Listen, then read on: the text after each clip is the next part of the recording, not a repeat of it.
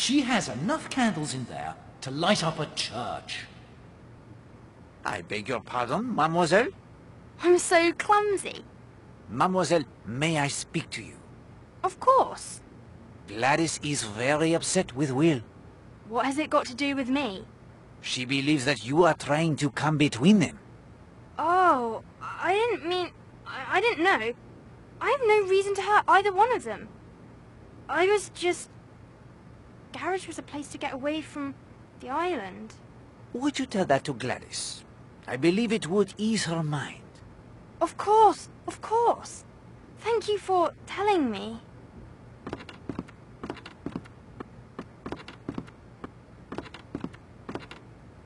Are there any telegrams for me? I'll just check. Of course, sir. Madame, what is the name of this creature? That's my Chloe. Isn't she a cutiekins? Delightful.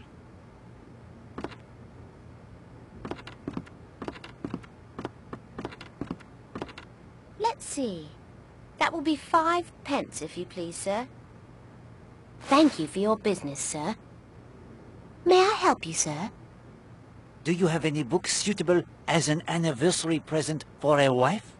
Here's a brand new book we just got in. Easy French Knitting Patterns by Eugenie Blottieri. 1 and 6, please. That will do for now, madame.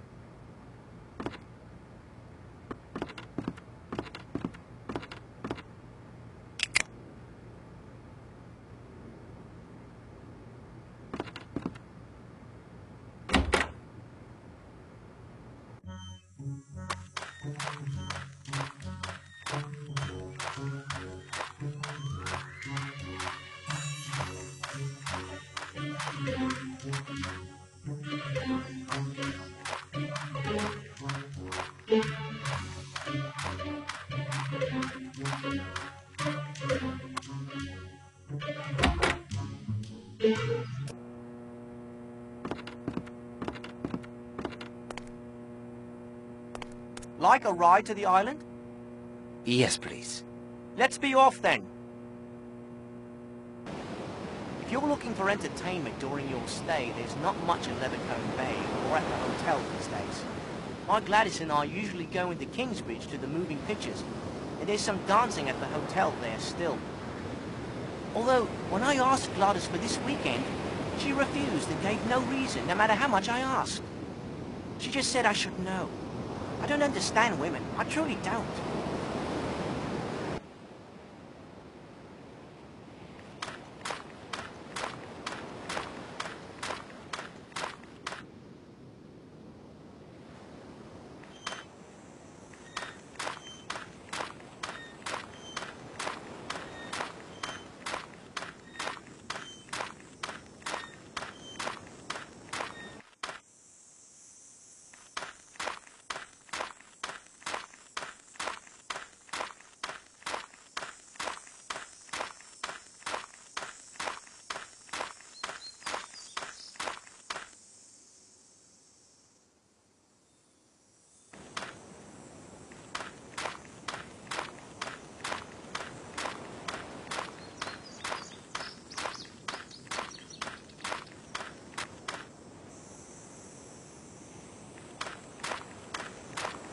Monsieur Gardner, do you think your wife would like this book? Easy French Knitting Patterns. Poirot, you're a genius.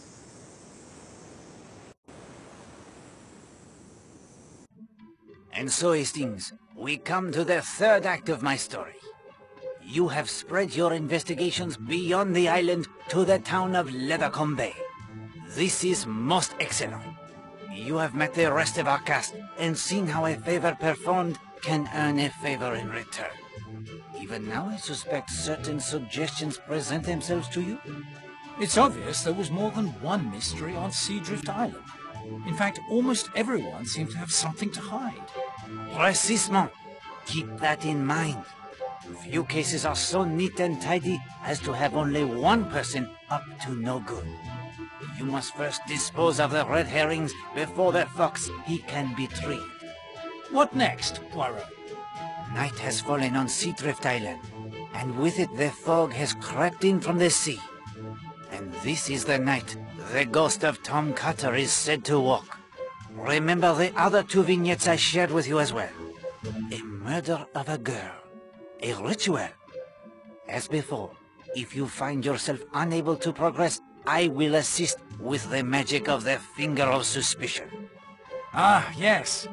Time now for a 3rd clue to its secret. The 3rd clue? It is desk. Power? Lamp? The lamp on the desk, of course. The Finger of Suspicion must be powered somehow by the desk lamp.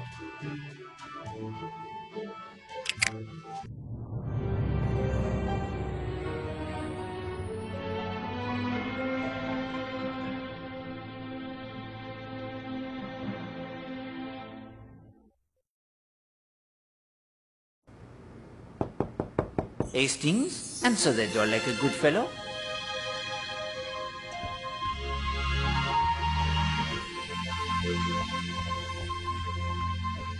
Poirot, what the bloody hell is going on? I have spoken to Madame Marshall. Yes, I understand she gave you the 3rd note. She told me. I will begin a search for the typewriter on which the notes were written. There can't be many typewriters on the island. One that has been stolen from Mademoiselle Darnley. The devil you say. And yours? But see here, something very precious to me has been stolen. Indeed? And what has been stolen? A photograph of Arlena, the only one I carry with me. It was taken sometime this afternoon from my room. The door to your room was unlocked or forced? It was locked. But hang it all, the balcony door was not. Poirot, that photograph means a great deal to me. You must find it. You see how I was plagued at every turn, Hastings? With the investigations I would under ordinary circumstances reject out of hand? Yet on Seadrift Island everything, even the smallest bother, was connected, and therefore could not be ignored. I will see what I can do, Captain Marshall. This holiday is a nightmare. I fear the nightmare it only begins.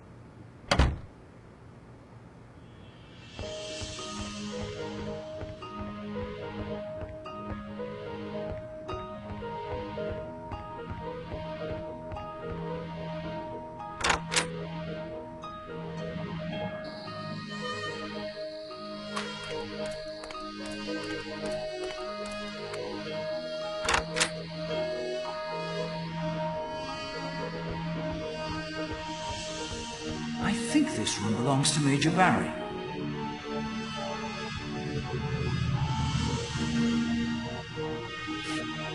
Bravo, Hastings! You have solved one crime at least.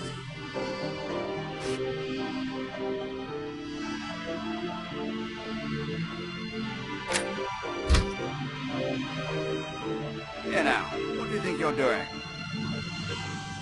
Retrieving some stolen property. What? What do you mean? This afternoon we see you are spying upon Madame Marshall. A photograph goes missing. Your expressed admiration for beautiful women is more of an obsession with Helena Marshall, is it not? How dare you? Blast her if you will. The proof was beneath your pillow. What do you intend to do now? I will let Captain Marshall decide what is to be done with you.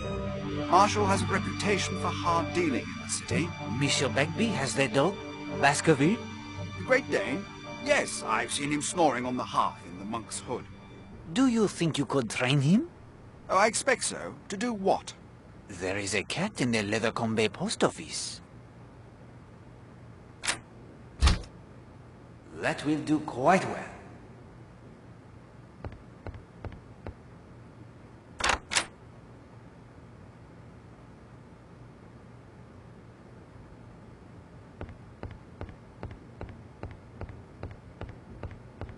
The door is locked, but I can hear the voices from within. Perhaps we should listen a bit closer, Hastings.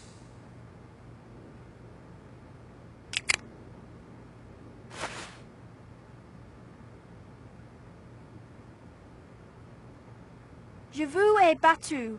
Je vous casse, je vous maudis. Je vous ai battu, je vous casse, je vous maudis.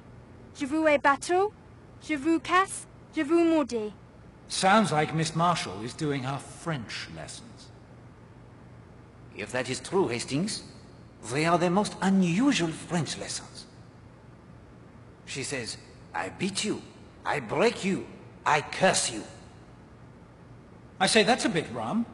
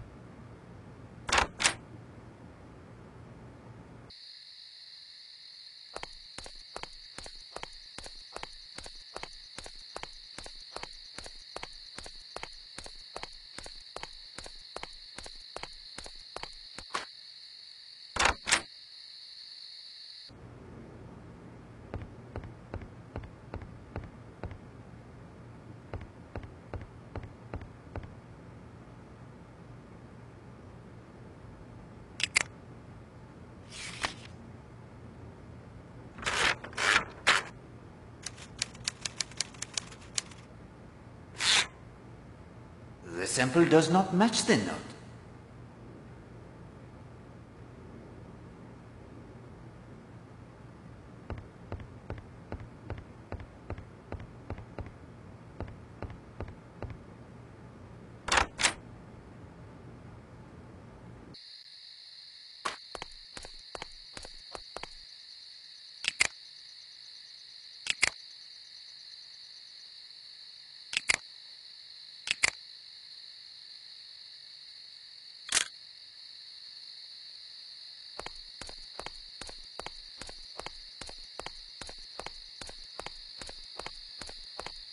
Hello, Mr. Poirot.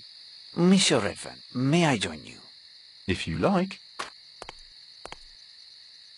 I think that you enjoy life. Indeed I do. And why not? Why not indeed? I make you my felicitation on the fact. Well, thanks. May I offer you the piece of advice? Please. A very wise friend of mine in the police force said to me years ago, Hercule, my friend, if you would know tranquility, avoid women. I'm afraid it's a bit late for that. I'm married, you know. Your wife, she is a very charming woman. Very accomplished. She is, I think, very fond of you also. I'm very fond of her. I am delighted to hear it. Look here, Monsieur Poirot. What are you getting at? Les femmes? I know something of them. Do you? One can be a pleasure. More than that, are capable of complicating life. And the English, oh, they conduct their affairs so... Oh, they baffle Poirot. Monsieur Redfern, I stated to you plainly. If it was necessary for you to come here, why in the name of heaven did you bring your wife? I don't know what you mean. You know perfectly. I am not so foolish as to argue with an infatuated man. I utter only the word of caution. You've been listening to these damned scandalmongers. Nothing to do but make up lies all day. Just because a woman's good-looking, they're down on her like harpies. It's pure jealousy, nothing more. Are you really as young as all that? I see. You were trying to defuse the situation before it explodes. Exact, Hastings. I could see the current circling around Elena Marshall. Not knowing from what direction the danger would come, or whom it would be directed toward, it was all I could do.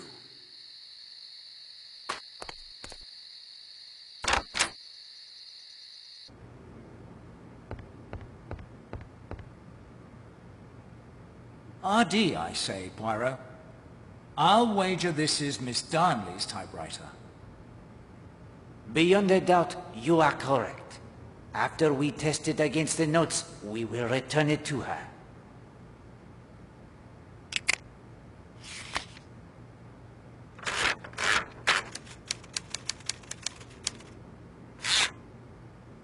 The sample does not match the note.